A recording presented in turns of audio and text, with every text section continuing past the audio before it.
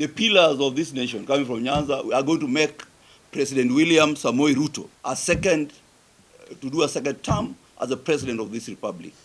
And Gachagua should remember that he's impeached. He cannot vie for any presidency. We don't need a letter to sell for 40,000. That is very cheap. As to whether Speaker Wetangula went out there and said what he said, we will wait for him on the floor to tell us where those letters are. If he is holding them in his office, we will break that door. The point that we are making is that we don't want provocation. We don't want provocation, and we react very poorly to provocation. And if Honorable Gachagua, I think he has given up on Nyanza. He's not going to try us. But you don't provoke us, and then you say you are coming. And then after that, when we have reacted, you blame us. Because you would have to tell us why you shot at us. We have not forgotten. We have not forgotten the day you shot at us when Ruto left this country for you. Just in a minute of rage, one single day, you wanted to kill Raila Amolo Odinga. You have not told us that. That cannot be washed away by just saying that it was mambo ya siasa. And don't think that shooting at us is better or is worse than you coming to Nyanza and getting the wrath of the people. So yes, come to Jaramogi. We have opened the doors. You come and mourn, but tell us also why you spoke those bad epithets when we were burying Raila Amolo Odinga. So don't come and provoke us if you are listening right now. But yes, the people of Nyanza will respond. Whether they respond in kind or in rage, they will respond one way or the other.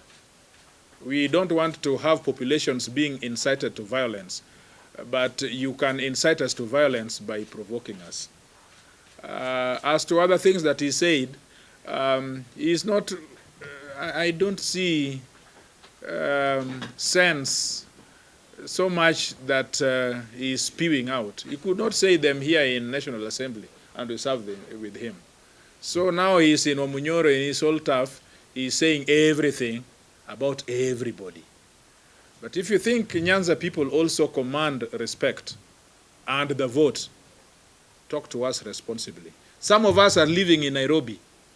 And in Nairobi, we are commanding 850,000 of the votes in Nairobi. And in Nairobi, it doesn't matter whether you are Kikuyu or you are Luo or you are Kamba. Let him know that I am controlling Kikuyus in my constituency more than he can. And let him try to come to Ruaraka and talk to those Kikuyus. They will tell him that, boss, leave us alone. TJ, who is here, is more useful to us than you from Wamunyoro. And that is the fact. So if he wants to go the way he is, the other day he said that he has taken Nairobi, he has taken Nyanza, and he has taken everything. and so, ladies and gentlemen, let him know that we are people of cool minds, but we can react very badly when provoked. Question. Thank you. Okay. Yeah. Question? Yes. Yeah, my name is David from Nation. I just wanted to know whether you guys seated there a group of MPs that have been accompanied to the Wetangula State House to get TSC employment letters, and whether the same extends to military, prisons, police, and those other recruitments. You know, I'm asking this because when I look at your face and see sympathizers of broad-based and Twitter. Yes, you are very right. Of course. And he's selling them. No, that is his question. How That is is, it related, Rob? no, it's all right. Don't, it is very related. It's all related. Although you shouldn't have used the word click. You should have, these are gentlemen and they are honorable members. First of all, getting letters wherever they come from, whether KDF or whatever, is not a bad thing because we work for our people. If I can get a letter today to take to Ruaraka, I would just be glad. They would be happy. They would vote me in. So if you thought that that had a negative connotation, please disabuse it right now. If it worked that somebody gave me a letter on the road and I take to Ruaraka, my people would be so glad. In fact, I'm looking for those letters. I want to know where they are. Right now, I am told that TSC is recruiting. I am still looking for those letters. I want to know where they are and so that I can take them to Ruaraka. As to whether Speaker Wetangula went out there and said what he said, we will wait for him on the floor to tell us where those letters are. If he is holding them in his office, we will break that door to get those letters. Yeah. If we are selling them, we are not cheap people, Bwana. Please, we are not cheap people to sell. I'm making a point here because they always talk about it in social media, and they think that MPs have been disabused, and they are. We are strong. We are founded as professionals. He's a doctor, yes. You will come in. Yeah. This is a distinguished medical doctor for 40 years. I have practiced for 35 years. This one has practiced for 30 years. This is a business Mongol. HR expert. Yeah, so don't think that we sell the letters for and a teacher here. A teacher of 27 years. We don't need a letter to sell for 40,000. That is very cheap.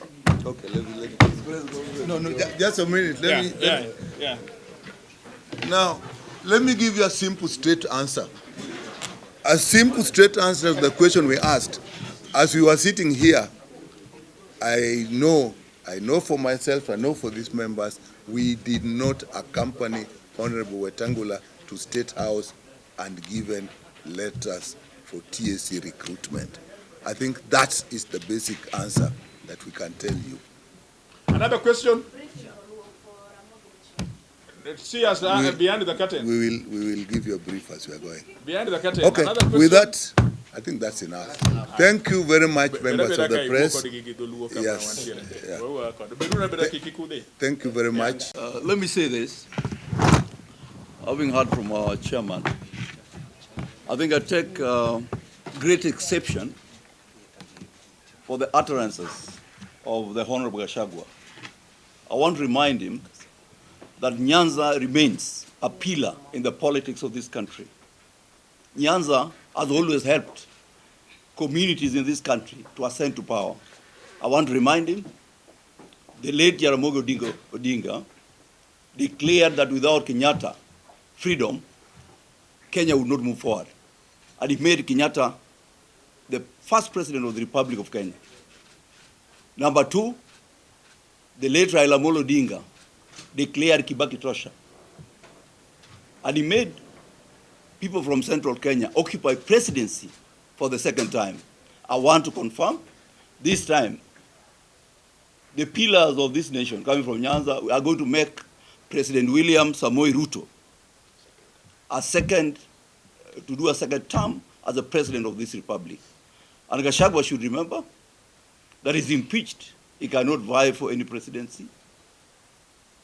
He belongs to the quadrium of the likes of Sonko, the likes of Waititu, who in law are not allowed to vie. So he should stop wasting the time for Kenyans. If he has anything to offer, I ask him to offer it in Nyeri, if he has anything to offer for the country. Because you cannot be talking every day, disparaging each community. He disparaged the other day Joho from Coast. He disparaged the Minister for Health from Northeastern. And I want to ask my brothers and sisters from Central Kenya, if there's anybody going to spoil their unity and their participation in the politics of this country, is Wamunyoro. They should know they belong to a nation called Kenya. And no one person can control the emotions of Kenyans. Thank you.